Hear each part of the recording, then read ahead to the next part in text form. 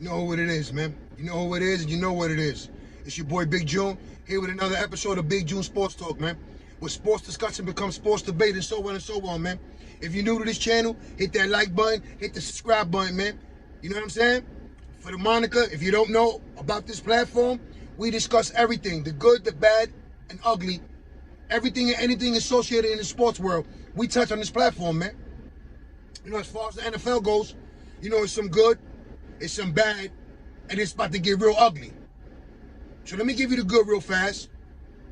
And let me start off by congratulating Tom Brady and Ben Roethlisberger on tremendous careers, riding off in the sunset towards retirement. Great careers, both of them. And it is what it is. I know it's a big void for those respected teams, the Buccaneers and the Steelers, moving forward. And again, you know, congratulating them on a tremendous career, both of them Super Bowl champions, and they right mind riding off the right way, right? So that's some of the good that's going on in the NFL. As well as, you know, let's congratulate the Cincinnati Bengals and the Los Angeles Rams for capturing their respective conferences and meeting up in the Super Bowl. May the best team win. You know, your boy Big Joe don't really care. I am an AFC guy, but either or, whatever team wins, I'm all right with that. You know? But what I'm not all right with is what's going on as far as coaching candidates, right? We all see what's going on right now. Brian Flores just dropped a lawsuit. Supposedly rocked the NFL, right?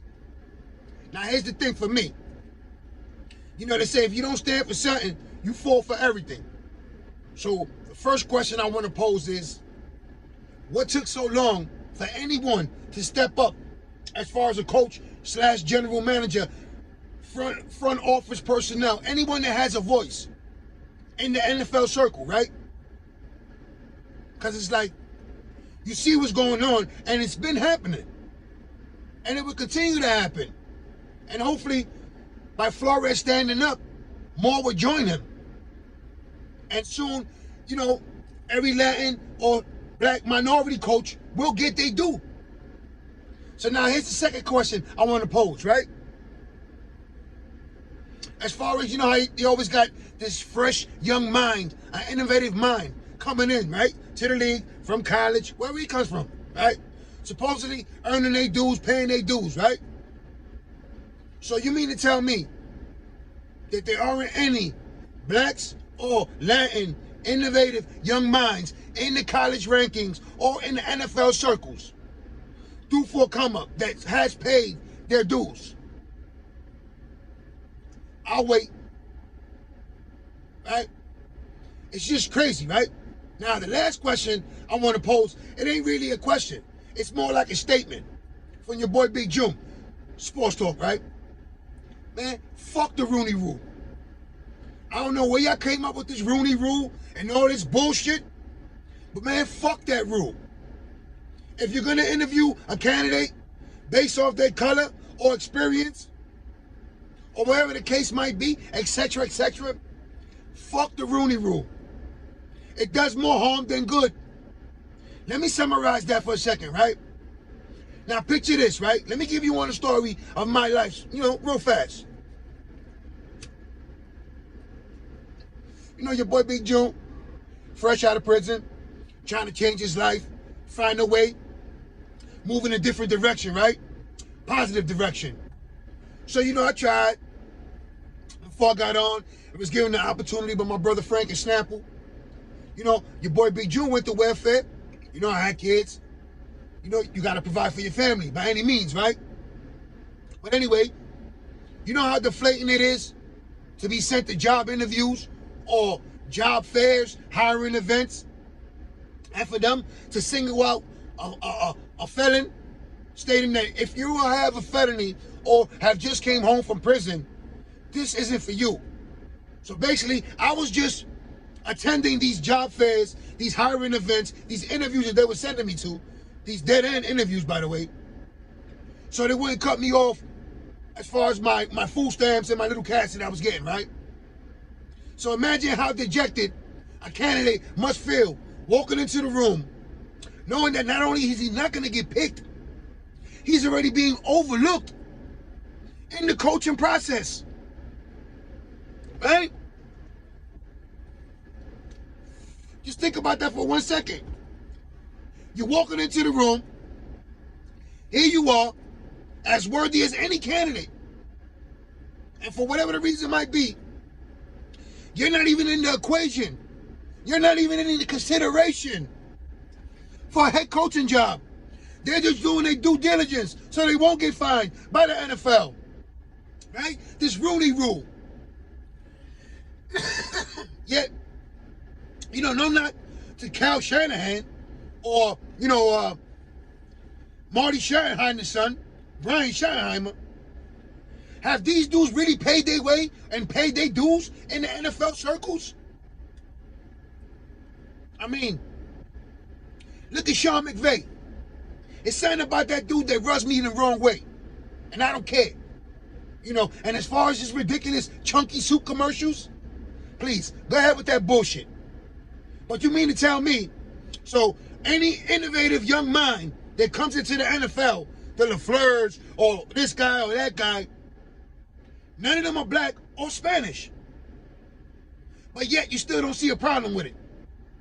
So now, here you have Brian Flores being congratulated by Bill Belichick, because he is from the Bill Belichick coaching tree, for a job that he was never hired for. Now, that ain't no knock to Brian Dable. And what he's done in Buffalo with Josh Allen and them, it is what it is. And some would say that the Dolphins owner had the right to move on from Brian Flores.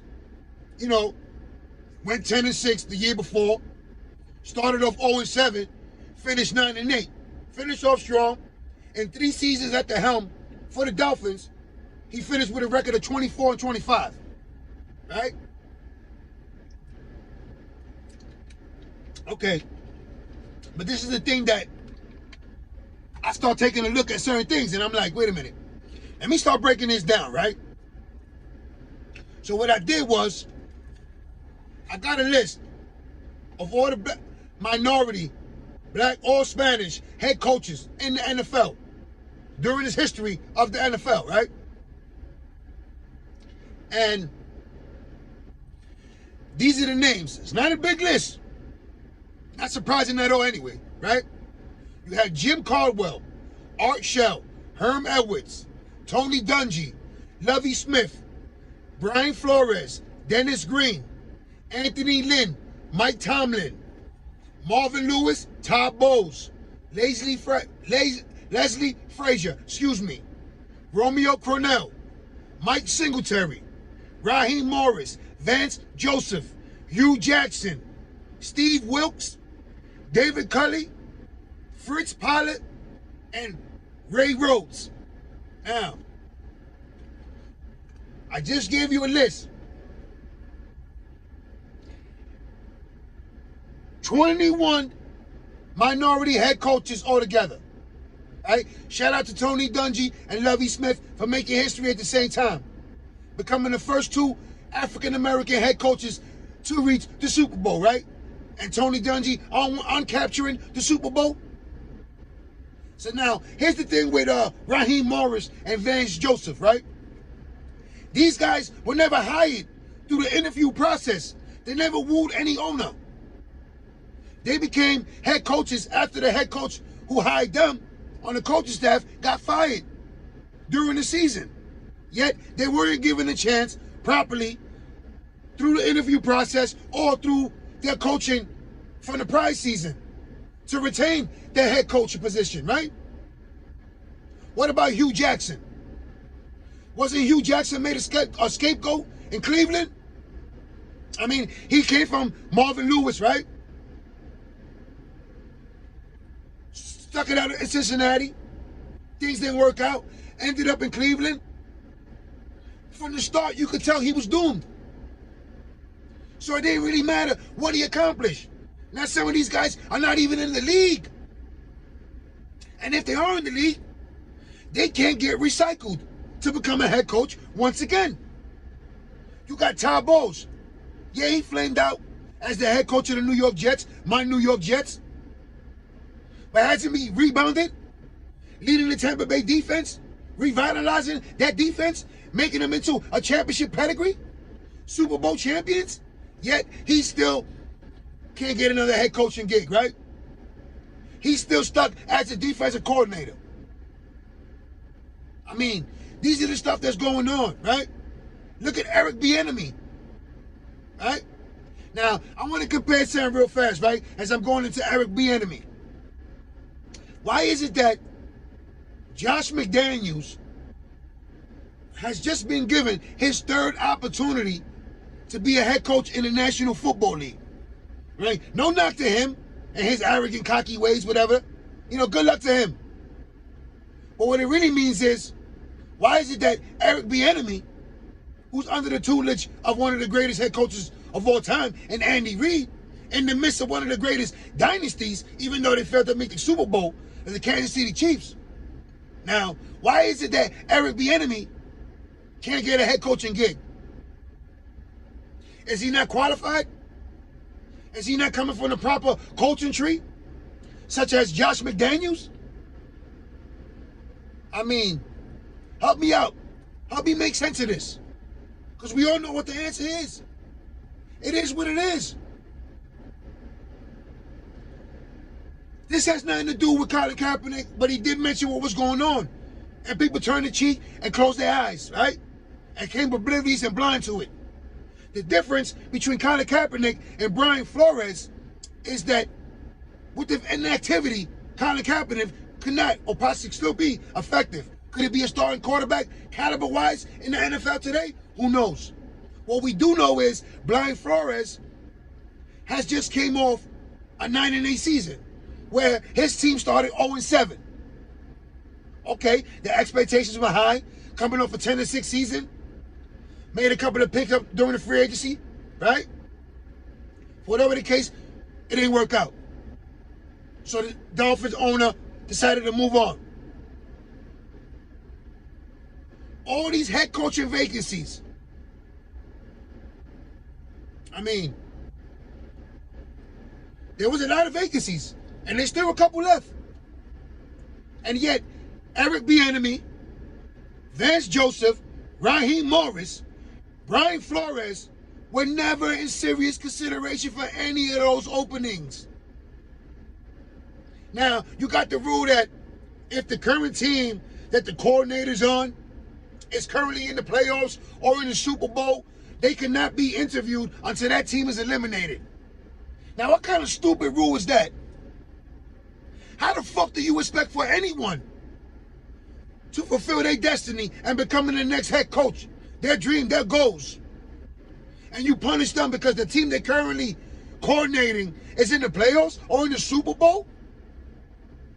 Shit makes no fucking sense whatsoever at all.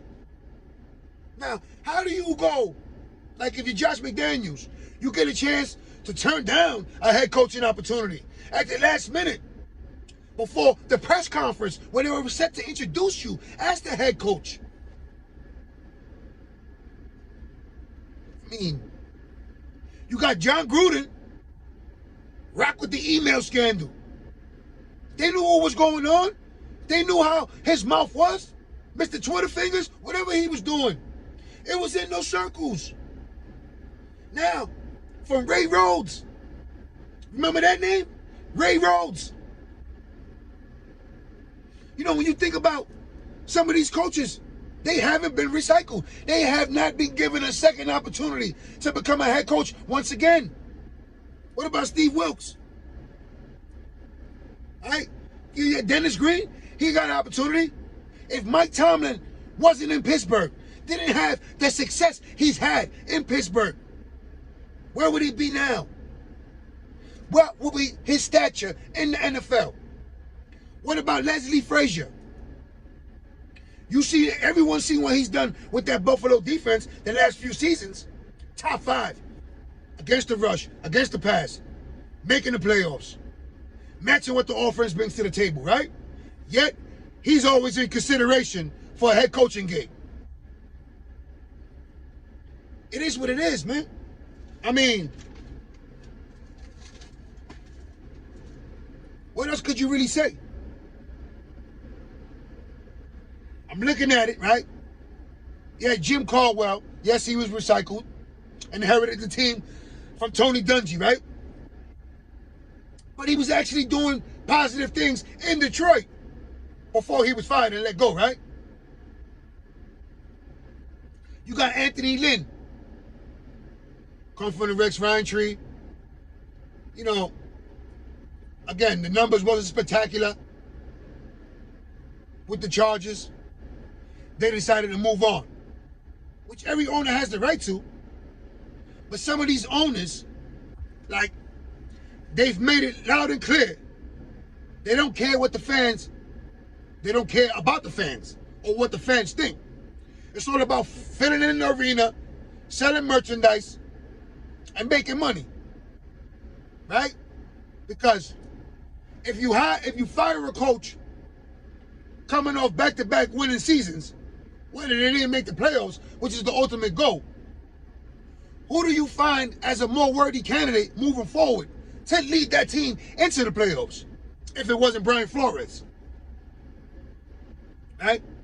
Now, I know a few of you guys gonna get at me for this, but I don't give a fuck. Now let's get to some of y'all guys' beloved New York Giants. Alright? Been saying this for years, man. For years. But you call me a hater. Not one black NFL head coaching gig as far as the New York Giants go. Why is that? I mean, I can fill in the blank. They might censor me, though. Some of these people might flag it down. Now, here's the come, like, when you feel you got to do your due diligence on the Rooney Rule, right? If you guys knew you were going to hire the offensive coordinator from Buffalo from the get-go, why not bring in the minority Rooney Rule candidate in first? Or he was scheduled for his second one, right? Now, they already made the claim whether Flores had got the job or not. They had no interest in Deshaun Watson. And a lot of teams do, and rightfully so, until he cleans up his mess.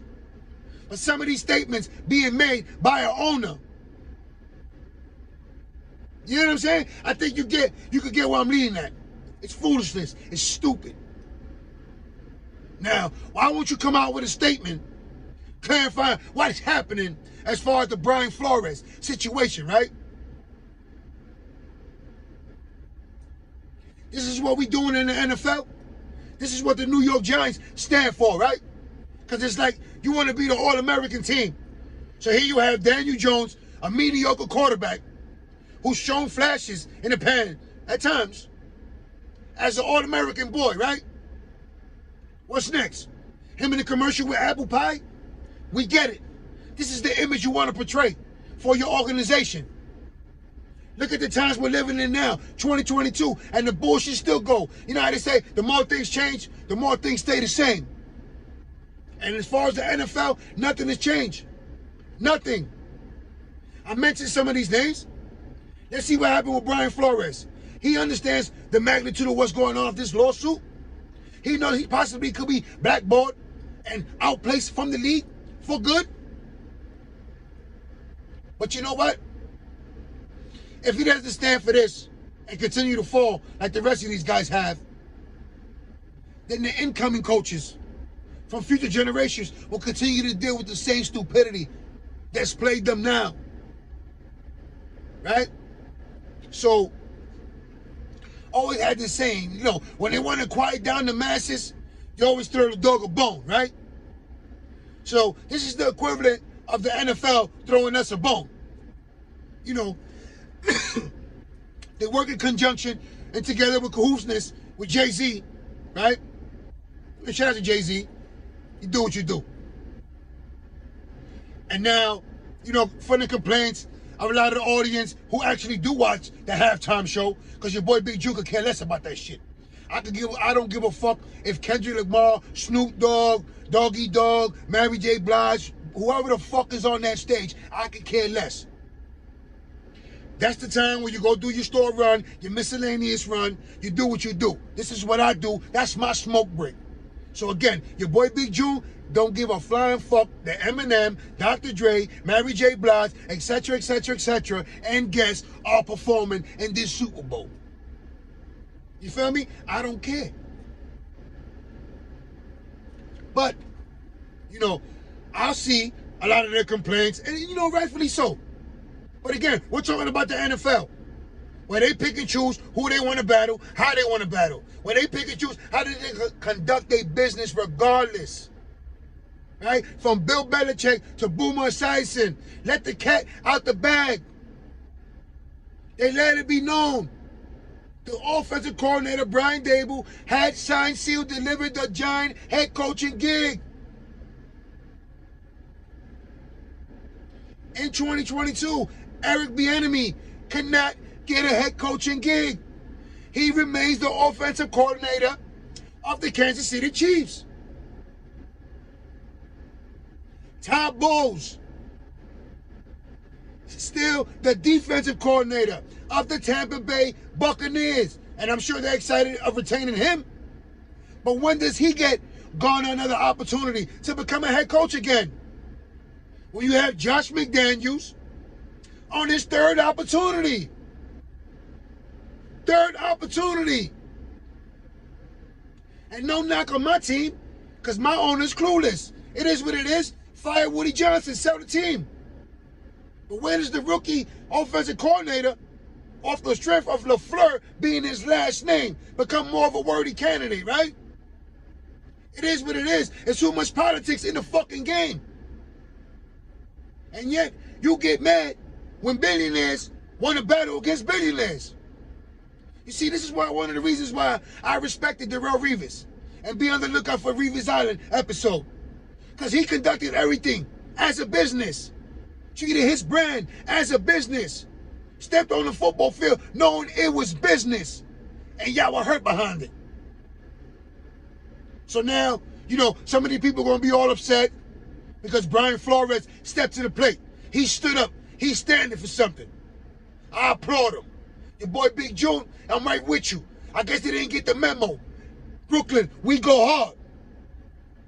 Again, it's your boy Big June Sports Talk Podcast, man. Brooklyn, we go hard.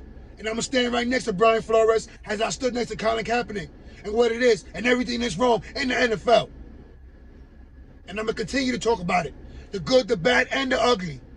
We discussed everything on this fucking platform. It is what it is, man. So, you know, again, for you're new to the channel, I normally don't be all this riled up and profanity laced. But, you know, some things you got to express it the right way. You know, make sure you hit that like button, subscribe button, let a friend know, tell another friend. You feel me? We discuss everything on this platform. The good, the bad, and the ugly. Everything and anything associated in the sports world, man. All my family and friends out there in New York, man. Stay safe, stay sharp, stay blessed, stay alert. It is what it is, man. Hopefully Brian Flores gets the last laugh at the NFL, man. And if you're thinking about boycotting it, it is what it is. If you don't, again, it is what it is. Makes no difference to me. Again, I'm going to say it again. Your boy Big June could care less if Jay-Z hits that stage himself. If he brings Tupac and Biggie out the fucking dirt, I'm not watching the halftime show. I have no plans to. If that's what you choose to do, more power to you. As far as what's going on in the NFL, it's disgusting and needed to be heard. Hopefully, Brian Flores is that mouthpiece moving forward. Hopefully, Brian Flores has, you know, kick in the door. Biggie style, Brooklyn style. You feel me? It is what it is, man. I'm out of here, man. One.